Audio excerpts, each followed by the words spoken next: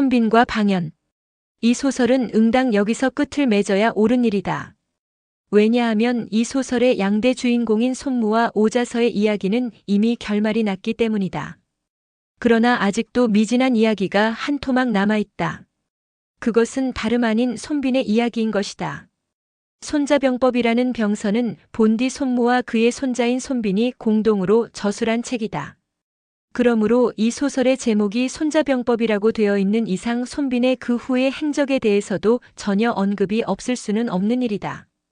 그러므로 이제 붓을 들려는데 즈음하여 손빈과 방연이라는 제목으로 손빈의 그 후의 행적에 대해서도 간략하게나마 소개해 두고자 하는 것이다. 손빈과 방연은 어렸을 때부터 동문수학해온 막역한 친구였음은 독자들도 다 알고 있는 일이다. 두 사람이 일찍이 병법을 배우려고 물무제의 문을 두드렸을 때 손무는 방연의 관상이 좋지 않음을 보고 손빈에게 방연이라는 아이는 언젠가는 너에게 커다란 화를 입힐 인물이니 너는 앞으로 방연이를 멀리 하도록 하여라 하고 단단히 주의를 준 일이 있었다. 그러나 손빈은 할아버지의 훈계를 대수롭지 않게 듣고 넘기고 그 후에도 병법 연구를 언제든지 방연과 함께 계속해 왔었다. 병법에 대한 두 사람의 재주는 다같이 비상하였다. 그러나 구태여 우열을 가리자면 방연보다는 손빈의 재주가 언제나 한 걸음씩 앞서가고 있었다. 그러므로 방연은 손빈을 시기하다 못해 마침내 손빈을 진심으로 미워하기 시작하였다. 이 세상에 자기보다 뛰어난 병법가가 단 한 사람이라도 있다는 것이 비위에 거슬러서 방연은 마침내 손빈을 죽여버릴 결심을 먹었던 것이다. 그 후 방연은 위나라 해왕에게 발탁되어 일약 대장군의 지위에 올랐다. 그 무렵 위나라와 손빈의 조국인 제나라와는 사이가 좋지 않아 전쟁이 언제 일어날지 모르는 형편이었다. 만약 양국 간의 전쟁이 일어나면 방연은 손빈과 정면으로 싸워야 할 판이므로 방연은 손빈을 당해낼 자신이 없었다. 그리하여 방연은 여러 방면으로 연구를 거듭한 결과 손빈을 위나라로 꿰어다가 죽여버릴 생각에서 어느 날 손빈에게 다음과 같이 우정 어린 편지를 보낸다. 친애하는 손빈군. 그대와 나는 어렸을 때부터 그림자와 같이 맞붙어 다니던 사이였건만 일별 이후로 벌써 몇 세월이 흘러갔는가. 나는 다행히 위나라에 와서 대장군으로 발탁되기는 했지만 영달을 누릴수록 그리운 친구가 그대뿐이네. 제나라에 그대가 있고 위나라에 내가 있는 이상 우리 두 나라는 마땅히 화친을 도모해야 할 것이 아니겠는가. 그대가 만약 나의 제안에 찬동할 뜻이 있거든 우리들의 어린 시절을 회고하는 즐거운 시간도 가질 겸 위나라에 꼭 한번 놀러와 주기를 바라네. 그 당시 손빈은 제나라의 하급 장수에 지나지 않았다. 손빈은 성품이 워낙 순박한 편이어서 방연의 우정 어린 친서를 받아보고 크게 감동하였다. 그렇다. 위나라에 방연이 있고 제나라에 내가 있는 이상 우리 두 나라는 구태여 싸울 필요가 어디 있으랴. 나는 아직 국책을 좌우할 지위에는 있지 못하나 방연과 무릎을 맞대고 그 문제를 한번 진지하게 토론해 볼 기회는 있으리라.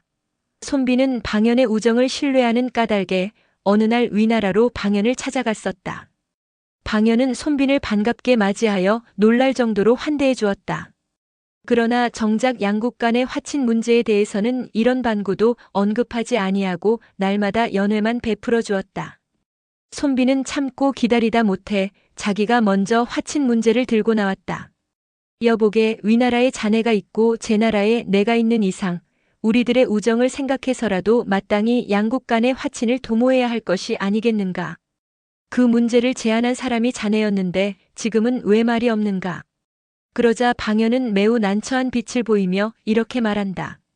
나는 우리 두 나라가 화친해야 한다고 생각하지만 대왕께서 화친 정책을 반대하시는 걸 어찌하겠나. 해왕께서 일간 자네를 불러 무슨 말씀이 계실 걸세. 그런 일이 있은 바로 그 다음 날 손빈은 천만 뜻밖에도 불시에 습격해온 위나라 병사들에게 포박되어 해왕 앞에 죄인으로 끌려 나오는 몸이 되었다. 해왕은 살기가 등등한 시선으로 손빈을 노려보며 다음과 같은 불호령을 지르는 것이 아닌가. 이놈이 손빈이로구나. 내 놈은 우리나라의 내정과 군사를 탐지하려고 비밀리에 잠입해온 염탐꾼이 아니냐. 너 같은 놈을 그냥 내버려 둘 수는 없는 일이다. 그야말로 날벼락 같은 호통이었다.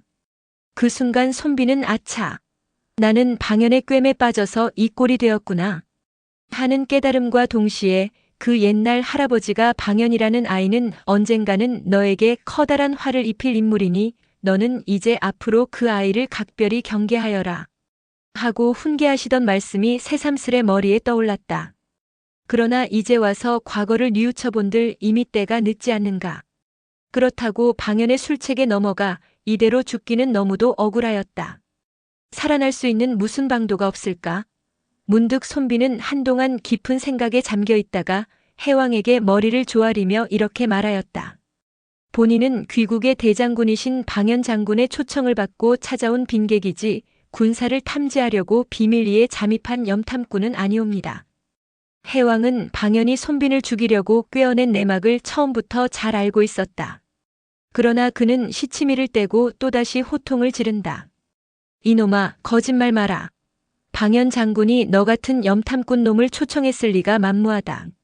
내 놈은 내 죄를 은폐하려고 방연 장군까지 끌어대고 있으니 도저히 용서할 수 없겠다.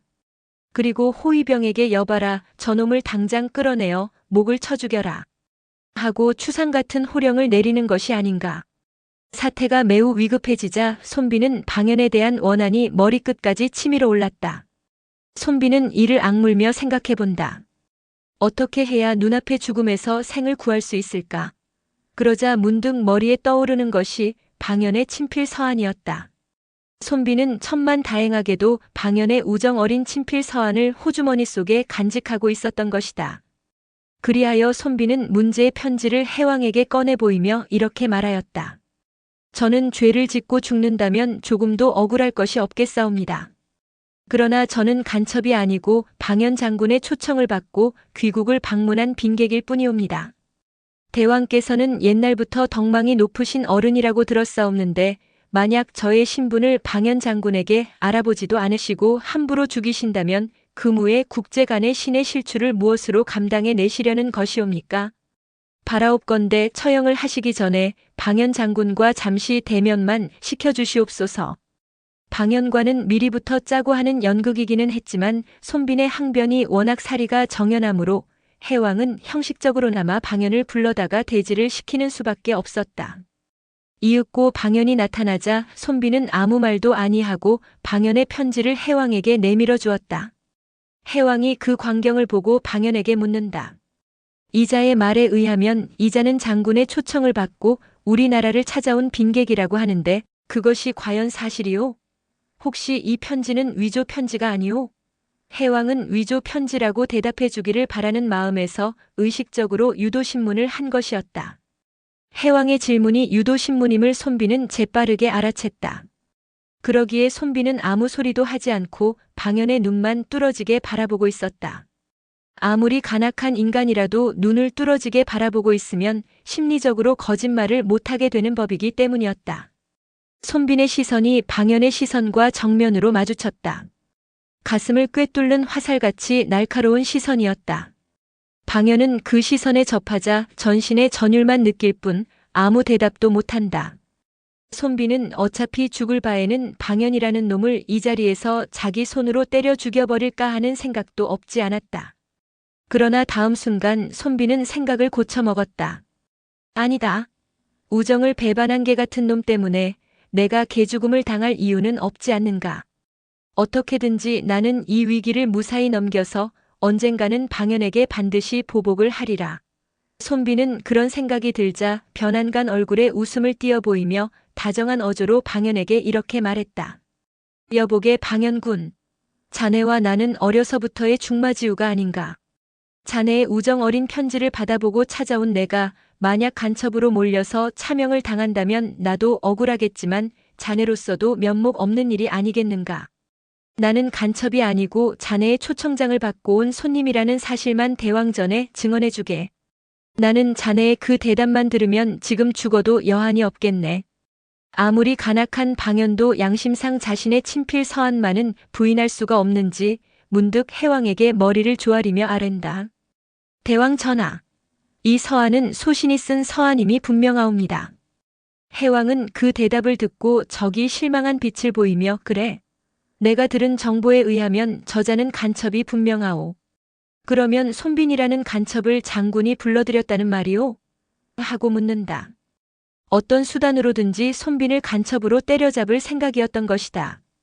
방연도 해왕의 내심을 잘 알고 있었던 까닭에 얼른 이렇게 대답하였다. 소신은 손빈이 간첩인 줄을 모르고 단순한 우정으로 초청했던 것이옵니다. 만약 간첩이라는 사실이 확실하다면 마땅히 처벌을 내리셔야 옳으실 줄로 알고 있사옵니다. 그러나 손빈과 소신은 어려서부터 동문수학을 해온 막역한 친구이오니 소신의 입장을 생각하시어 처형을 내리시더라도 차명만은 면하게 해주시옵기를 간곡히 부탁드리옵니다. 병 주고 약 주는 격이라고나 할까, 자기 딴에는 생색을 내느라고 그 알량한 우정을 내세워가면서 처형을 하더라도 죽이지는 말아달라는 것이었다. 방연으로 보면 손빈을 폐인으로만 만들어버렸으면 그만이지 구태여 죽일 필요까지는 없다고 생각했기 때문이었다. 해왕은 방연의 그러한 암시를 알아채고 이렇게 명한다. 간첩은 응당 차명에 처해야 옳을 일이오. 그러나 장군의 우정 어린 말씀이 그토록 간곡하니 그러면 감일등하여 차명에 처하는 대신에 두 다리를 잘라버리게 하시오. 그리고 저자가 다시는 간첩 행위를 못하도록 이마에 먹으로 자문을 찍어 놓도록 하시오. 참으로 가혹하기 짝없는 무고한 형벌이었다. 손빈은 해왕의 명령에 의하여 꼼짝 못하고 두 다리를 잘렸을 뿐만 아니라 이마에는 모욕적인 문신까지 그려진 몸이 되었다. 졸지에 병신이 되어버린 손빈으로서는 이를 갈며 통곡을 해도 시원치 않을 노릇이었다. 방연이란 놈 어디 두고 보자. 내가 나를 이 꼴로 만들어 놓았으니 너도 언젠가는 나에게 안갚음을 당하고야 말리라. 그러나 손빈은 그런 기색을 추호도 나타내지 아니하고 방연을 만나면 언제나 웃는 얼굴로 이렇게 말하는 것이었다. 내가 오늘날 목숨이 남아있게 된 것은 오로지 자네 덕택일세. 이 일을 생각하면 자네의 은혜를 어떻게 갚아야 할지 모르겠네. 방연은 처음에는 손빈을 몹시 경계하였다. 그러나 똑같은 말을 하도 여러 차례 들어오므로 이제는 그것이 손빈의 진심인 줄로 알고 이 사람아, 친구가 그래서 좋다는 게 아닌가. 자네의 신분에 관해서는 내가 책임을 질 테니 자네는 아무 생각 말고 날마다 놀기만 하게. 패백이 필요하다면 계집도 공급해 줄 것이요. 돈이 필요하다면 돈도 얼마든지 대주겠네. 하고 말했다. 그로써 손빈은 방연의 경계심을 해소시켜버리는데 우선 성공한 셈이었다. 그로부터 몇 해가 지난 뒤에 손빈은 방연을 만나자 농담 삼아 이런 말을 하였다. 여보게, 나는 이름을 한번 바꾸어 볼까 싶은데 자네 생각은 어떻겠나? 그러자 방연은 어리둥절한 얼굴로 갑자기 이름은 왜 바꾸겠다는 것인가? 자네도 알다시피 내 이름은 보상이 아닌가. 그러나 지금은 두 다리가 잘려서 앉은뱅이가 되었으므로 이제부터는 이름도 가자 대신에 빈자를 썼으면 싶네. 그래야 명실상부할 게 아닌가. 방연은 그 말을 듣고 무심중에 포복절도하였다. 하하, 자네의 머리는 역시 비상하네. 지금은 두 다리가 없는 몸이니까 보상자 대신에 빈자를 써서 명실상부한 이름으로 바꾸겠단 말이지.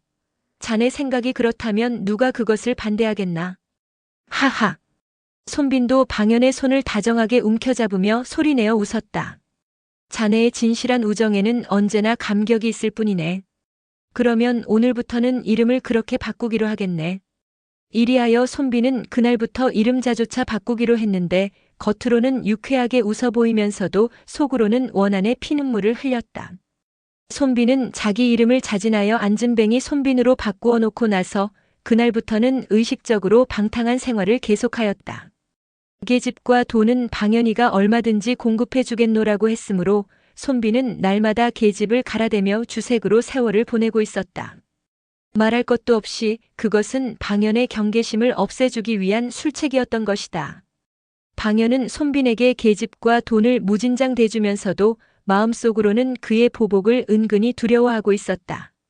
그러나 1년이 지나고 이태가 넘도록 손빈은 원망하는 빛을 눈곱만큼도 보여주지 아니했으므로 방연은 마침내 마음을 푹 놓게 되었다.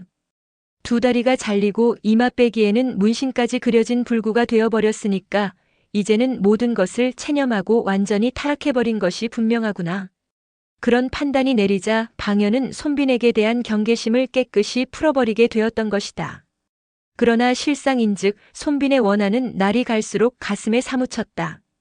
그러하여 어떤 수단을 써서든지 위나라를 탈출할 기회만 호시탐탐 노리고 있었다. 그러나 안진뱅이가 국외로 탈출할 수 있는 기회는 좀처럼 오지 않았다. 방탕 생활을 3년이나 계속했을 무렵에 제나라에서 대장 전기가 국가의 사신으로서 위나라를 방문한 일이 있었다. 손빈은 그 사실을 알자 대금으로 사람을 매수하여 전기에게 다음과 같은 밀서를 보냈다. 저는 제나라의 손빈이옵는데 방연을 믿고 위나라에 놀러 왔다가 방연의 모략에 빠져 두 다리가 잘린 안진뱅이가 되어버렸습니다. 소생은 무슨 수단을 써서라도 고국으로 돌아가고 싶사오니 장군께서는 이번 기회에 소생을 꼭 좀 구출해 주시옵소서. 엎드려 간곡히 부탁드리옵니다. 전기는 손빈의 밀서를 받아보고 크게 놀라며 즉시 다음과 같은 답장을 보냈다. 나는 모월 모일에 본국으로 돌아갈 예정이요. 그대를 구하기 위해 그 전날 밤에 사람을 보낼 테니 아무데도 가지 말고 기다리고 있으오. 손빈은 그 답장을 받아보고 날뛸 듯이 기뻐하였다. 약속한 날 밤에 두 사람의 역사가 찾아오더니 손빈을 등에 업어다가 자기네의 짐짝 속에 숨겨놓았다. 이리하여 손빈은 전기의 덕택으로 위나라를 탈출하여 5년 만에 고국으로 무사히 돌아갈 수 있게 되었다. 전기 장군은 손빈의 재주를 진작부터 알고 있었기에 그를 무척 소중히 여기며 그대는 아무데도 가지 말고 나의 휘하에서 나를 도와주도록 하라 하고 부탁하였다. 손빈은 전기 장군의 후대를 진심으로 고맙게 여기며 생명의 은인인 그를 위해 목숨을 걸고 충성을 다할 결심이었다. 손빈이 전기 장군의 휘하에서 식객 노릇을 하고 있은 지 한 달이 지났을 무렵의 일이었다. 전기 장군은 노름을 좋아하여 제나라의 공자들과 기사정주로 돈 내기를 즐기곤 하는데 번번이 내기에 져서 대금을 빼앗기고 있었다. 기사경주란 4마리의 말이 끄는 수레를 한 조로 하여 3조의 수레가 각각 한 번씩 뛰기 내기를 하여 승부를 가리는 노름이었다. 손빈은 전기 장군이 번번이 패배하는 딱한 사정을 보다 못해 마침내 전기 장군에게 다음과 같은 귀띔을 해주었다. 장군께서 공자에게 번번이 패하시는 이유를 저는 잘 알겠습니다. 장군과 같은 방식으로 경기를 하시면 승리하실 기회가 좀처럼 없으실 것입니다.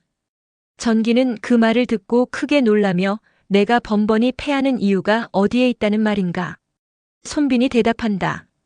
제가 3조의 말을 각각 비교해 보건대 3조의 말들은 공력에 있어서 각각 등급이 다릅니다. 그런데 공자가 좋은 말을 출전시킬 때에는 장군께서도 좋은 말로 경쟁하려고 하시니 그래 가지고는 지는 것이 당연하옵니다. 그러므로 이제부터는 경기 방법을 근본적으로 고치도록 하시옵소서. 어떤 방식으로 바꾸란 말인가? 3조의 수레를 3등급으로 나누셔서 상대방이 상등 수레를 출전시킬 때에는 장군은 하등 수레를 내보내시고 상대방이 중등 수레를 출전시킬 때에는 장군은 상등 수레로 맞붙여 놓으시고 상대방이 하등 수레를 출전시킬 때에는 장군은 중등 수레로 경주하게 하시옵소서. 그렇게 하면 언제든지 2대1로 승리를 하게 되실 것입니다. 전기 장군은 그 말을 듣고 손빈의 비상한 재주에 크게 감탄하였다. 그리하여 이번에는 공자들과 천금을 걸고 내기를 다시 해보니 과연 손빈의 말대로 언제나 2대1로 승리하여 만금을 벌게 되었던 것이다. 전기는 그때부터 손빈의 재주를 더욱 신임하였다. 그리하여 마침내 손빈을 제왕 위공에게 천거하여 제나라의 군사로 삼게 하였다. 그 무렵 위나라는 방연을 믿고 조나라를 아무 이유도 없이 함부로 침공하기 시작하였다. 약소국인 조나라는 위나라의 침략을 막아낼 길이 없어 제나라의 구원을 요청하였다.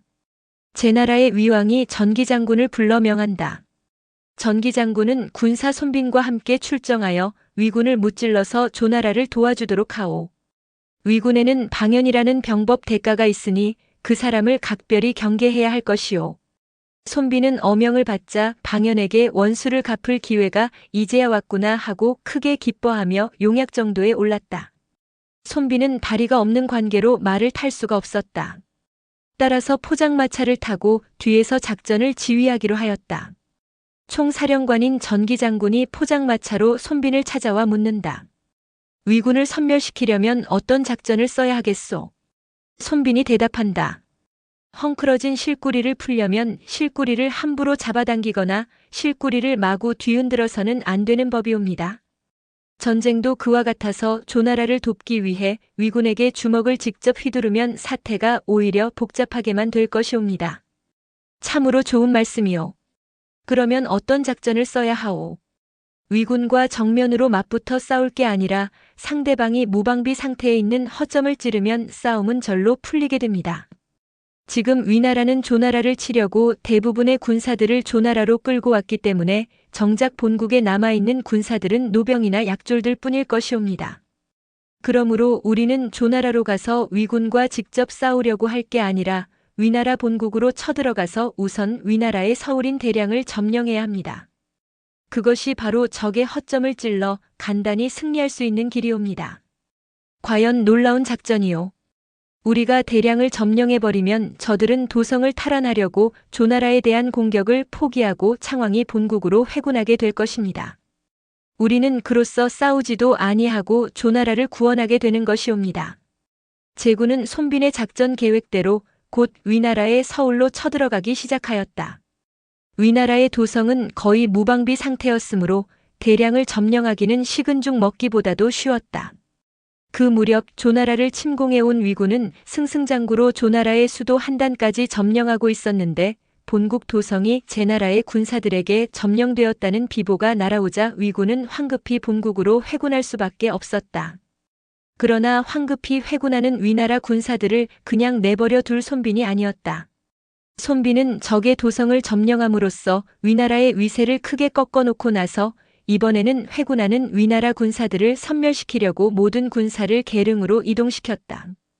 계릉은 위군이 조나라에서 돌아오는 험난한 길목이므로 그곳에 군사들을 매복시켰다가 위군을 송두리째 쳐부수려는 무서운 계획이었던 것이다. 방연과 그의 위군은 그런 줄도 모르고 군사를 휘몰아쳐 회군하다가 계릉에서 제나라 군사의 기습을 받아 크게 패하였다. 방연은 절치부심하며 도대체 제나라에는 누가 있길래 작전 계획이 이리도 신묘하냐? 하고 외치자 누가 대답한다. 모든 작전은 손빈이 지휘한다고 하옵니다. 방연은 손빈이라는 말을 듣고 까무라칠 듯이 놀란다. 뭐야? 작전을 손빈이가 지휘한다고? 예, 그러하옵니다. 손빈은 우리나라에서 탈출하여 지금은 제나라의 군사로 활약 중이라는 것이옵니다. 방연은 그 말을 듣고 하늘을 우러러 탄식하였다. 아, 저놈을 죽이지 아니하고 다리만 끊어놓았던 내가 어리석었구나. 그러면서도 그 말이 얼른 믿어지지 않았다. 다리가 없는 놈이 어떻게 일선에 나와 작전을 지휘한다는 말인가? 다리가 없기 때문에 일선까지 포장마차를 타고 나와서 포장마차 위에서 작전 지휘를 한다는 것이옵니다. 방연은 그 말을 듣고 전신에 소름이 끼쳤다. 완전히 폐인이 되어버린 줄로 알고 있었던 손빈이 그런 방식으로 되살아날 줄은 몰랐기 때문이었다. 병법에 있어서 방연이 두려워하는 사람이 있다면 그는 오직 손빈이 있을 뿐이었다. 그러기에 손빈을 위나라로 꿰어다가 안진뱅이 병신으로 만들어버렸다. 손빈은 다리가 잘리고 나자 그때부터는 주색에 침몰했었다. 그러기에 완전히 폐인이 되어버린 줄로 믿고 있었는데 이제 알고 보니 모든 것은 자기를 속이기 위한 위장 술책이 아니었더란 말인가. 아, 손빈은 역시 무서운 인물이었구나. 그러나 손빈에게 감쪽같이 속아 넘어간 것이 통분할수록 적개심은 자꾸만 치열하게 솟구쳐 올라서 오냐 어디 두고 보자. 지금까지는 내가 너한테 번번이 속아 넘어갔지만 나도 이제는 너에게 본때를 보여줄 것이다. 방연은 이를 갈며 몇 번이고 앙심을 도져먹었다. 방연이가 남아있는 군사를 이끌고 도성으로 총총히 돌아와 보니 도성을 점령하고 있던 제나라 군사는 한 명도 남지 않고 깨끗이 철군해 버리지 않았는가. 조나라를 구원하려는 목적을 달성하고 나자 대량에서 깨끗이 철군해 버린 손빈의 수법도 방연으로서는 얄밉기 짝이 없는 수작이었다. 방연은 그때부터는 손빈이 더욱 두려웠다. 그러나 그럴수록 안갚음을 하고 싶은 심정이 자꾸만 치밀어 올라서 손빈을 멋들어지게 쳐부술 기회를 호시탐탐 노리고 있었다. 그런데 그로부터 10여 년이 지나는 동안에 국제 정세는 크게 변화를 일으켜 위나라와 조나라는 동맹국이 되었다. 어제의 적이 오늘은 친구가 되어버린 것이었다. 방연은 자기 나라의 세력을 확대하려고 제나라와 동맹국이었던 조나라를 자기 편으로 끌어들였던 것이다. 말할 것도 없이 그것은 제나라를 멸망하게 만들므로써 손빈에게 안갚음을 하려는 방연의 계책이었다.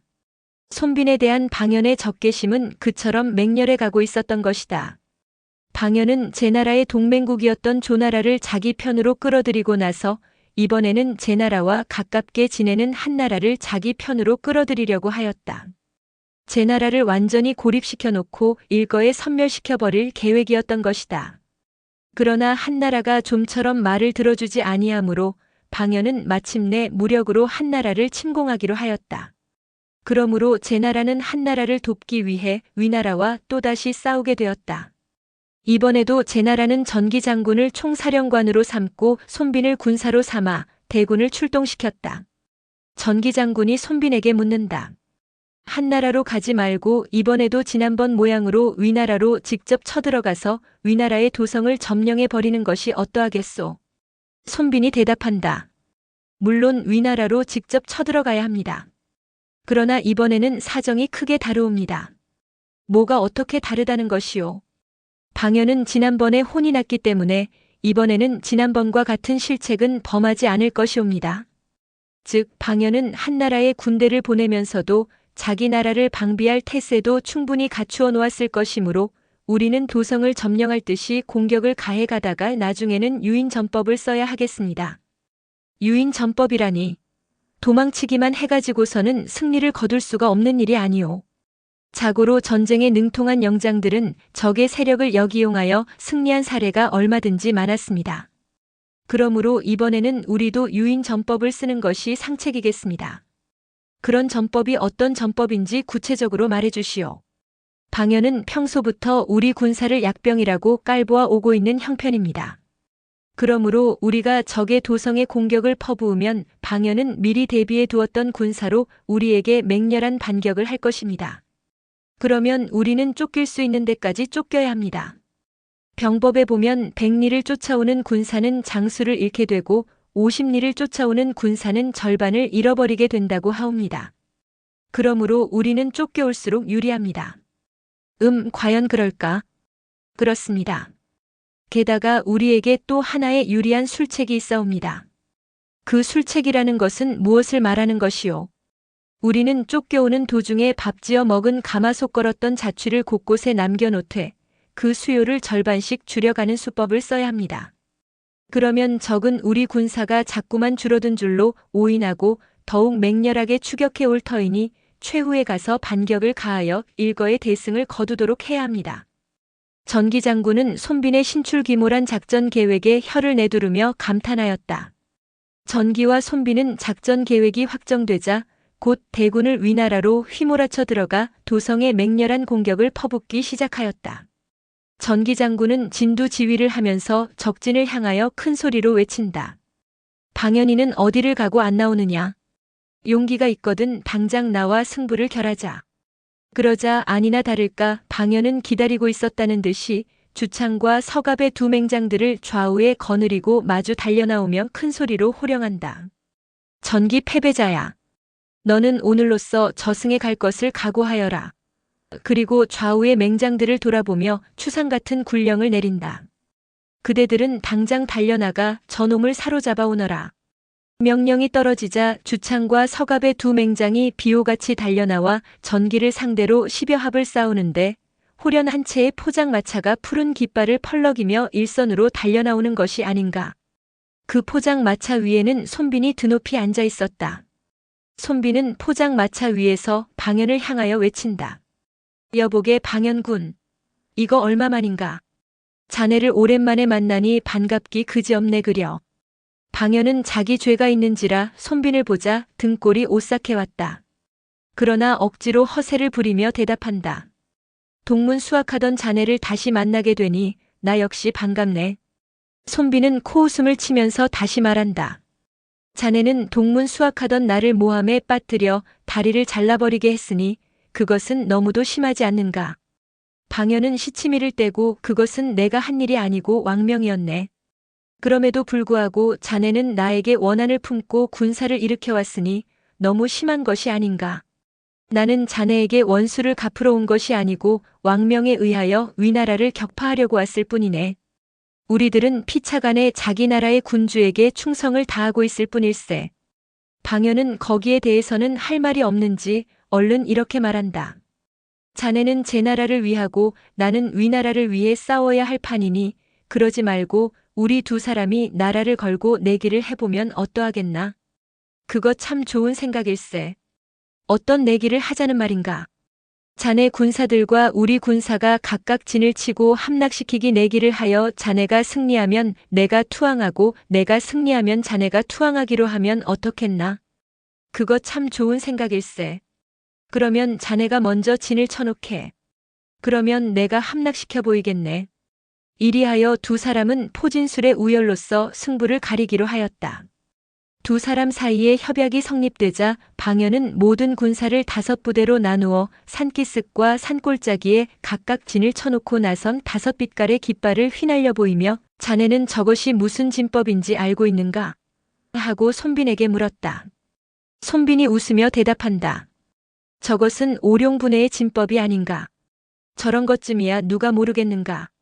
방연은 코웃음을 치며 진법의 이름만은 제대로 알고 있네. 자네는 저 진영을 격파할 자신이 있는가? 내가 격파해 보일 테니 두고 보게. 손빈은 원달, 전해, 전승, 전구, 독고진 등의 5장수에게 각각 장창병 5,000명씩을 주어 5부대의 적을 각계 격파하도록 명하고 손빈 자신은 오룡분해진의 용구에 해당하는 곳을 함성을 올리며 맹렬히 공격해 나가니 적은 어느 사이에 이목의 포위망에 들어서 사정없이 쓰러져 죽는 것이 아닌가. 방연은 크게 당황하여 손빈에게 큰 소리로 외친다. 여보게 손빈. 자네의 실력을 알았으니 그만 공격해주게. 방연의 요청에 의하여 손빈이 군사를 거두어들이니 방연은 아무 말도 하지 않고 군사들을 본진으로 거두어들인다. 손빈은 곧 사람을 보내 정식으로 항복할 것을 요구하였다. 그러나 방연은 아무 대꾸도 없더니 다음 날 다시 대군을 몰고 나와 정면으로 싸우려고 하는 것이 아닌가. 손빈은 크게 노하였다. 여보게, 자네는 왜 약속을 지키지 않는가? 방연이 대답한다. 어제는 내가 졌지만 오늘은 자네가 진을 쳐보게. 그러면 내가 격파하겠네. 손빈은 어쩔 수 없어 내기를 다시 하기로 하고 자기 나름대로 진을 치는데 그것은 구궁8괴의 진법이었다. 구궁8괴의 진법이란 8명의 장수로서 8개의 진을 치게 하고 손빈 자신은 중앙복판에서 모든 군사를 임기응변으로 지휘해 나가는 진법이었다. 이윽고 방연의 군사가 대거하여 쳐들어오는데 좌측을 치면 우측이 일어나고 우측을 치면 좌측이 일어나므로 적은 정신을 못 차리도록 혼란에 빠져서 자기네끼리 죽이고 돌아가고 있었다. 그로써 방연의 군사는 지리멸렬하도록 크게 패하고 말았다. 방연은 이를 갈며 통분해한다. 내 일찍이 군사를 일으켜 패한 일이 없었건만 오늘날 안진뱅이 병신놈에게 무참히 패배했으니 이런 통분할 일이 어디 있으랴. 그러기에 방연은 내기에 지고 나서도 약속을 지키려고 하지 않았다. 그러자 손빈은 사람을 보내 약속을 빨리 이행해 줄 것을 촉구하였다. 손빈의 사자가 방연을 찾아와 말한다. 포진술 경기의 승부가 결정되었으니 이제는 약속대로 정식으로 투항하시라는 손빈 장군의 명령을 받들고 왔사옵니다. 방연은 그 말을 듣자 환노가 머리끝까지 치밀어 올라서 부하 장수에게 추상 같은 명령을 내렸다. 여봐라. 저놈을 당장 끌어내어 목을 쳐버려라. 그리고 나서 이번에는 본격적으로 싸울 준비를 서둘렀다. 중군 참모 한수가 방연에게 간한다. 소장이 듣자옵건대 군사를 거느리는 데는 신, 지, 인, 용의 4대 요소를 갖추고 있어야 한다고 하옵니다. 원수께서는 손빈과 더불어 나라를 걸고 내기를 하시어 패하셨건만 약속을 지키지 않으셨습니다. 게다가 손빈의 사자의 목까지 베고 나서 전쟁을 하려고 하시니 그처럼 신의를 배반하시고 어찌 승리를 기대할 수 있으리까? 차라리 방법을 달리하심이 어떠하겠나이까? 어떤 방법을 쓰자는 말이오? 소장이 추측하옵건대 적은 오랫동안 외지에 나와 있기 때문에 군량 사정이 매우 좋지 않으리라고 짐작되옵니다. 그러므로 소장이 유객으로 가장하고 손빈을 직접 찾아가서 화친을 도모해봄이 상책일 것 같사옵니다. 그러면 그 기회에 적의 식량 사정도 탐지할 수 있을 것이옵니다. 그대 생각에는 손빈이 과연 화친에 응해줄 것 같으오. 지금으로서는 뭐라고 대답하기 어려운 일이기는 하오나 적의 군량 사정이 몹시 궁핍하다면 화친에 응하지 않을 수가 없을 것이옵니다. 만약 손빈이 끝까지 싸우려고 든다면 우리는 공격하려고 애쓸 것이 아니라 도성을 굳게 지켜나가면서 기병들로 하여금 적의 보급로만 차단해버리면 적의 20만 대군은 한 달이 채 못 가서 아사지경에 이르게 될 것입니다. 방연은 한수의 계략을 듣고 크게 기뻐하였다. 그대의 계략은 과연 명하니요. 그러면 그대가 손빈을 찾아가 술책을 시도해 보도록 하오. 한수는 곧 유색액으로 가장하고 손빈의 진영을 찾아왔다. 그 무렵은 전국시대인 관계로 각국의 유색액이라고 불리는 낭인들이 많았다. 변설이 능한 자들은 이 나라 저 나라로 돌아다니며 전쟁을 중재해주는 거간꾼 노릇을 흔히 하고 있었던 것이다. 한수는 유색액으로 가장하고 제진으로 찾아와 손빈에게 면담을 요청하였다. 손빈은 면담 요청을 받고 막료 장수들에게 물어본다. 그대들은 혹시 한수라는 이름의 유색액이 있다는 말을 들어본 일이 있는가? 그런 이름의 유색액이 있다는 말은 들어본 일이 없사오나 위나라에 한수라는 장수가 있다는 말을 들어본 일은 있사옵니다. 손빈은 한수가 순수한 유색액이 아니라 방연이 보낸 염탐꾼임을 이미 짐작하고 있었는지라 고개를 크게 끄덕이며 말한다. 여러 장수들도 짐작하시는 대로 한수라는 자는 단순한 유색액이 아니고 우리 진영의 내막을 염탐하려는 적의 밀사임이 분명하오. 나는 방연을 죽여버릴 작전을 강구하고 있던 중이었는데 때마침 한수라는 자가 제 발로 찾아왔으니 이제는 그 자를 이용하여 새로운 작전 계획을 세워야 하겠소. 손빈은 그날로 군사들을 총동원하여 수만 개의 모래부대를 만들게 하였다. 그리하여 모래부대를 군량미처럼 높이 쌓아 올리게 하였다. 그런 뒤에 한수를 진중으로 불러들여 묻는다. 귀공은 어디서 오신 분이오? 한수가 대답한다. 나는 연나라에서 온 한수라는 유색액이요. 무슨 용무로 오셨소? 나는 본시 운몽이라는 산중에서 돌을 닦고 있던 몸인데 손 장군과 방 장군이 절친한 친구지간이면서 전쟁을 하고 있다는 말을 듣고 찾아왔소이다. 손빈은 그 말을 듣고 한수에게 짐짓 존경하는 빛을 보이며 말했다. 운몽 산중에서 수도를 하고 계시던 어른이라면 이렇게 만나 뵙게 되어 정말 반갑소이다. 선생은 나에게 좋은 지혜를 베풀어 주소서. 한수는 속으로 쾌재를 부르며 말했다. 내가 알기로는 제 나라의 손장군과 위나라의 방장군은 어렸을 때부터 동문 수학을 해온 막역지간이라고 들었소. 우위라는 것은 무엇보다도 소중한 것인데 두 분은 어찌하여 우위를 유린해가면서 전쟁을 하려고 하시오. 나는 두 분의 싸움을 말리려고 왔소이다. 손빈이 대답한다.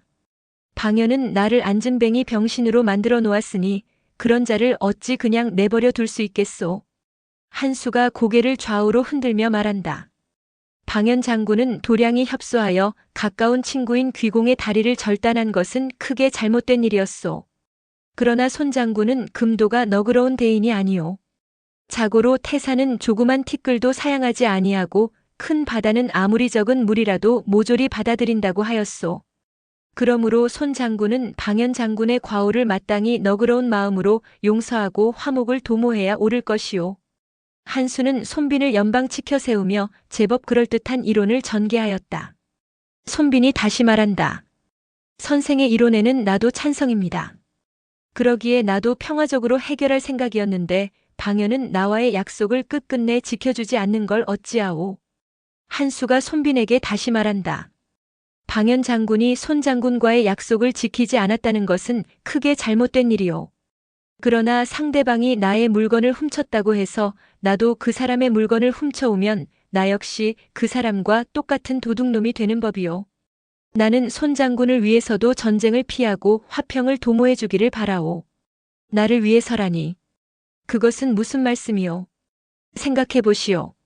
손 장군의 군사는 고국을 멀리 떠나온 군사인 까닭에 전쟁을 오래 계속할수록 군량의 곤란을 느끼게 될 것이오.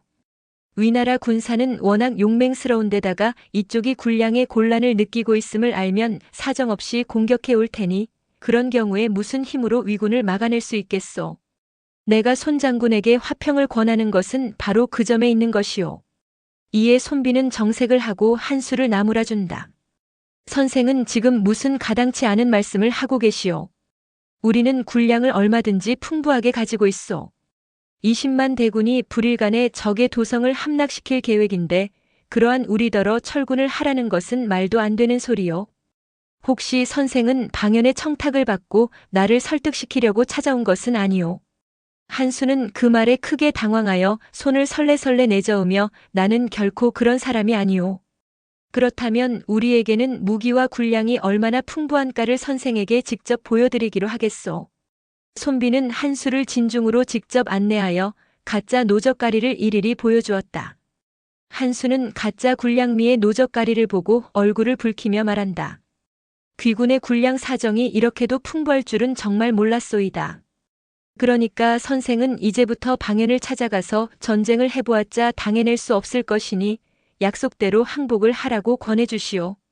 알겠소이다. 그러면 방연 장군을 찾아가 항복하도록 권해보겠소이다.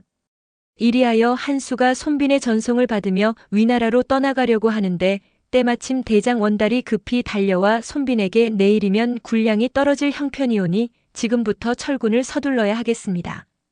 하고 말하는 것이 아닌가. 말할 것도 없이 그것은 한수에게 들려주기 위한 위장 전술이었다. 손빈은 그 말을 듣고 원달을 큰 소리로 꾸짖는다. 군량이 없으면 새로운 노적가리를 헐어먹으면 될 게 아니냐. 쌀이 산더미처럼 쌓여 있는데 무슨 걱정이냐. 한수는 그들이 주고받는 대화를 멀리서 엿듣는 순간 적진 중에 산더미처럼 쌓여 있는 노적가리는 모두 가짜임을 그제서야 깨달았다. 그리하여 속으로 크게 기뻐하며 손빈과 작별하고 불이 나게 본국으로 돌아왔다. 손빈은 한수를 보내고 나서 삼군에게 긴급 군령을 내린다. 모든 군사는 오늘 밤을 기하여 철군을 할 테니 각 부대는 지금부터 철수할 준비를 시급히 서두르라. 총사령관 전기가 그 말을 듣고 깜짝 놀란다. 무슨 소리요? 적의 도성을 공격하려다가 벼랑간 철수를 하라니. 손빈이 웃으면서 대답한다. 이미 말씀드린 바와 같이 후퇴작전으로서 적을 섬멸할 계획이오니 원수께서는 안심하시옵소서. 이날 밤 제나라의 대군은 손빈의 지휘하에 동으로 긴급 후퇴를 개시하였다. 한편 위나라의 중군 참모 한수는 손빈과 작별하고 본진으로 돌아오자 방연에게 긴급 보고를 올렸다. 적은 군량이 완전히 떨어졌으므로 지금 공격을 퍼부으면 대승을 거둘 수가 있겠습니다. 방연은 자세한 보고를 받고 크게 기뻐하며 군량이 떨어졌다는 것을 어떻게 알았소? 한수가 대답한다. 손빈은 군량이 얼마든지 많다고 큰 소리를 치면서 영내에 산적해 있는 많은 노적가리를 보여주었습니다. 그러나 그 노적가리들은 모두가 모래포대에 불과한 가짜 군량이었고 적은 당장 먹을 군량조차 없는 형편이었습니다. 그래서 적은 금명간에 철수할 것은 의심할 여지가 없사옵니다. 마침 그때 초마가 급히 달려와 방연과 한수에게 고한다. 적은 지금 비밀리에 철군 준비를 서두르고 있는 중이옵니다. 방연은 그 보고를 받고 무릎을 치며 좋아한다. 적이 철군을 한다면 우리는 이 기회에 맹렬한 추격을 가하여 철저하게 때려 부숴야 하오. 방연의 동생 방영이 그 말을 듣고 형에게 말한다. 손비는 비록 안진뱅이라고는 하지만 지략이 비범한 인물입니다. 적이 철군한다는 것은 어쩌면 위장 전술일지도 모르니 그 점을 각별히 조심하셔야 합니다. 방연이 아우를 꾸짖는다. 무슨 소리냐? 적의 노적가리가 쌀인지 모래인지를 우리가 직접 알아보면 될 게 아니냐? 다음 날 방연은 군사를 거느리고 일선으로 직접 나와보니 적의 진영에는 노적가리만이 남아있을 뿐 군사들은 그림자도 보이지 않았다. 부랴부랴 노적가리를 검사해보니 포대 속에 들어있는 것은 전부가 모래가 아닌가. 적은 군량미가 떨어져서 밤사이에 철군을 한 것이 분명하였다. 방연은 의기양양하여 모든 군사에게 긴급 명령을 내린다. 적의 병력이 얼마나 되는지를 알아봐야 하겠으니 어젯밤 철군하기 전에 그들이 밥 지어 먹은 가마솥의 수요를 알아보아라. 가마솥 걸었던 자리를 알아보면 적의 병력을 알아볼 수 있으리로다. 군사들은 어젯밤 제나라 군사들이 저녁밥을 지어 먹은 가마솥 자리를 조사해 보고 나서 방연에게 다음과 같이 보고하였다. 적이 어젯밤 밥을 지어 먹은 가마솥 수요로 보아서 적의 병력은 10만을 넘지 못한 것 같사옵니다. 방연은 그 보고를 받고 크게 기뻐하였다. 멋이 10만밖에 안 된다고. 그렇다면 20만 대군이라고 큰 소리를 친 것은 손빈의 허풍에 불과했었구나. 쫓기는 군사 10만 명은 아무것도 아니니 적을 급히 추격하여 씨알머리도 없이 죽여버려야겠다. 이리하여 방연은 자기 자신이 선봉에 나서서 맹추격을 감행하였다. 한편 손빈은 숫째 싸울 생각을 아니하고 하룻밤 사이에 50리를 후퇴하여 그곳에서 7만 명이 밥을 지어 먹은 자취를 남겨놓고 다시 20리를 후퇴하여 그곳에는 5만 명이 밥 지어 먹은 자취를 남겨놓았다. 그러고 나서 다시 10리를 후퇴하면서 독고진으로 하여금 1만 군사로서 적과 싸우게 하되 될 수 있는 대로 적을 가까이 끌어오게 하였다. 군사들이 밥 지어 먹은 자취를 자꾸만 줄여서 조작한 것은 방연을 될수록 안심시켜 멀리까지 끌어오게 하려는 술책이었음은 말할 것도 없었다. 그러나 방연은 그것을 모르고 가마솥 자취로 보아 손빈의 10만 군사가 하루 사이에 7만 명으로 줄어든 것을 보고 크게 기뻐하면 적은 굶주림을 견디지 못해 하룻밤 사이에 3만 명이나 도망을 갔구나. 그들이 자멸할 것은 시간 문제다. 우리는 고삐를 늦추지 말고 더욱 맹렬한 추격을 가하자. 그리고 얼마를 다시 추격해 오다 보니 이번에는 5만 명이 밥 지어 먹은 자취만이 남아있지 않는가. 불과 하루 사이에 적은 또다시 2만 명이 줄어들었구나. 방연은 크게 소리내어 웃으면서 하하, 적이 이렇게 자꾸만 줄어들어가는 걸 보니 3일 후면 적은 한 놈도 남지 않고 없어질지 모른다. 이래 가지고서는 우리가 모처럼 추격해온 보람이 없어질 것이니 아직도 남아있는 놈들을 내가 직접 때려잡아야 하겠다. 그러자면 보병으로서는 도망가는 놈들을 따라잡을 수 없으니 이제부터는 기마대만이 나를 따르라. 방연은 기마대만 이끌고 질풍진뢰와 같이 달려서 발룡산에 도달하였다. 발룡산은 워낙 수목이 울창한 험악한 산인데다가 거기서 동쪽으로 얼마를 가면 마릉도라는 20리 길이의 험한 계곡이 있었다. 손빈은 전승, 전구 두 장수에게 강병 5,000명씩을 주어 마릉도 계곡 좌우 언덕 위에 매복시켜 놓고 커다란 통나무들을 베어 길을 가로막아 놓게 하였다. 손빈은 마릉도 계곡의 가장 좁은 곳에 물샐 틈 없는 반격 태세를 갖춰놓고 나서 이번에는 길가에 있는 생나무 껍질을 반쯤 벗기더니 그 위에 방연사어 차수하라는 6글자를 크게 써놓았다. 그리고 수하 장령들에게 이렇게 말하는 것이었다. 두고 보아라. 우리를 추격해오는 방연은 이 나무 아래에서 죽게 될 것이다.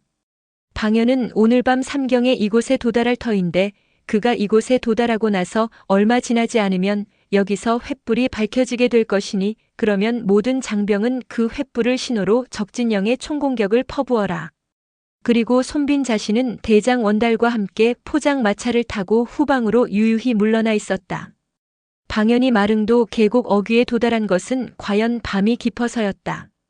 거기서 다시 한번 밥 지어 먹은 가마솥 자취를 조사해보니 이제는 적의 병력은 3만도 채 못 되지 않는가. 방연은 가마솥 걸렸던 자리에 쌓여있는 재에 손을 짚어보았다.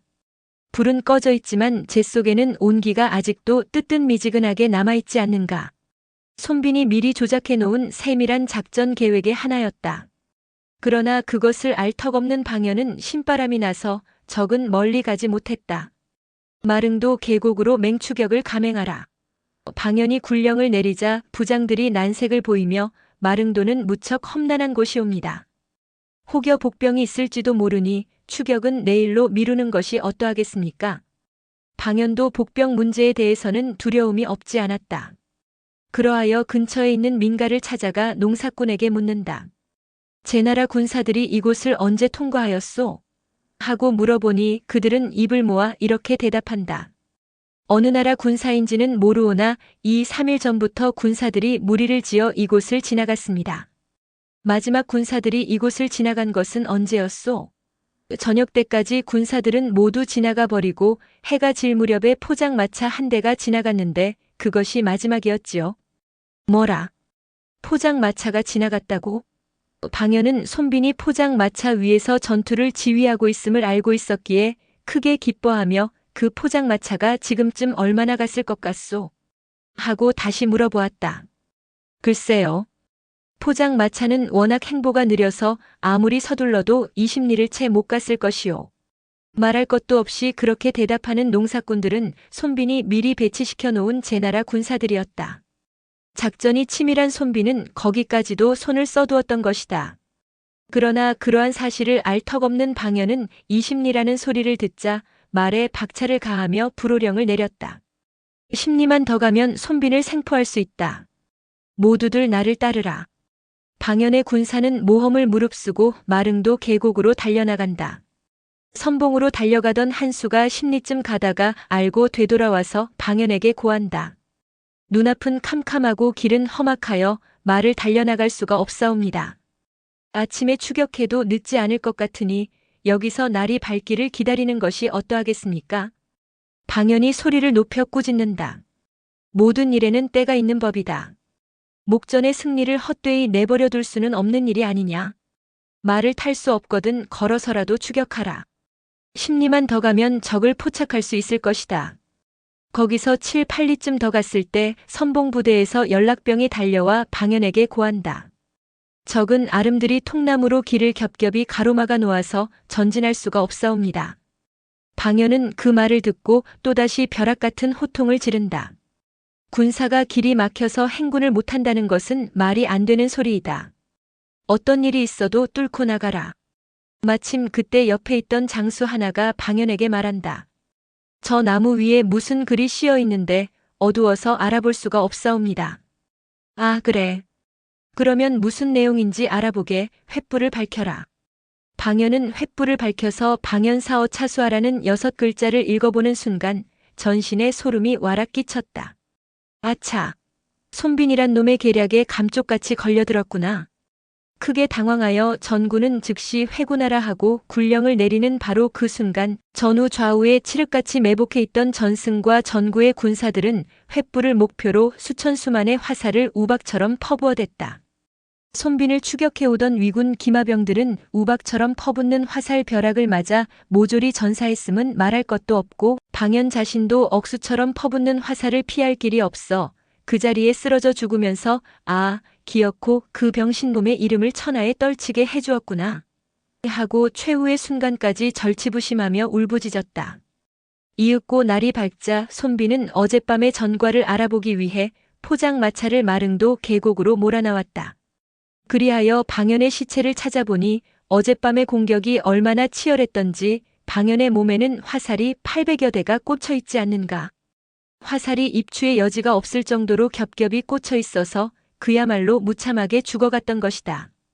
손빈은 방연의 시체를 보고 한 줄기 눈물을 뿌리며 이렇게 탄식하였다. 아, 어리석은 친구였구나. 그대는 병법을 정당하게 연구할 생각은 아니하고 친구인 나를 죽임으로써 제1인자가 되려고 그릇된 생각을 먹었던 죄로 오늘날 이 꼴이 되지 않았느냐. 손빈은 비참하게 죽어간 방연의 시체를 극히 바라보고 있는 동안에 그의 가슴 속에는 형용하기 어려운 만감이 솟구쳐 올랐다. 어렸을 때에는 그렇게도 절친했던 우리들의 사이가 아니었던가. 그렇게도 절친했던 친구를 자기 손으로 죽게 만든 것이 커다란 죄악이라도 범한 느낌이었다. 방연군, 미안하네. 사태가 이미 이 지경에 이르렀으니 이제는 자네의 명복을 빌 뿐이네. 손빈은 방연의 시체를 바라보며 혼잣말로 그렇게 중얼거리다가 문득 그 옛날 할아버지한테서 들은 말이 새삼스레 머리에 떠올랐다. 병법이란 사람을 죽여서 승리하는 방법을 연구하는 학문이 아니라 사람을 살려가면서 승리하는 방법을 연구하는 학문이라는 것을 알아야 하느니라. 지금 돌이켜 생각해보면 할아버지의 말씀은 과연 철인다운 말씀이었다. 만약 지난날 할아버지의 훈계대로 진작부터 방연을 멀리해 왔더라면 손빈 자신도 안진뱅이 병신을 면할 수가 있었을 것이요. 그렇게 되면 방연을 죽일 이유도 없었을 것이 아니겠는가. 아무튼 손빈은 마릉도 계곡에서 방연을 철저하게 쳐부숨으로써 제나라의 커다란 승리를 가져오게 하였고 그로 인해 병법가로서의 손빈의 명성은 만천하에 널리 떨칠 수 있게 되었다. 그러나 손빈은 병법 연구에는 관심이 깊으면서도 방연을 죽이고 나서부터는 실전에 가담하고 싶은 의욕이 전혀 동하지 않았다. 그러기에 그때부터는 순전히 병법 연구에만 몰두하게 되었는데 마릉도 계곡에서 시도해 보았던 작전 계획을 후세에 길이 남기고 싶어서 손빈은 손자병법의 병세편에 다음과 같은 기록을 남겨놓았다. 적을 맘대로 움직이게 하려거든 적에게 이로운 형태를 보여주어서 적이 그것에 쫓아오도록 하라. 적은 이로우면 반드시 취할 것이니 그로써 움직이게 해놓고 나서 군사를 대기시켜 두었다가 치면 반드시 승리하게 되는 법이다.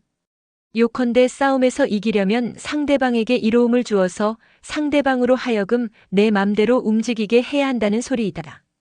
이 말은 손빈이 방연과의 실전에서 터득한 귀중한 병법의 하나이거니와 비단 전쟁의 경우뿐만 아니라 기업가들이 부하 직원들을 쓰는 용인술로서도 훌륭한 방법이 아닐까 싶은 것이다. 아무튼 손빈은 할아버지인 손무가 틀거리만 잡아놓고 내버려 두었던 손자병법의 새로운 연구를 거듭하여 마침내 오늘날의 우리들에게 만고의 명저인 손자병법을 남겨주었던 것이다.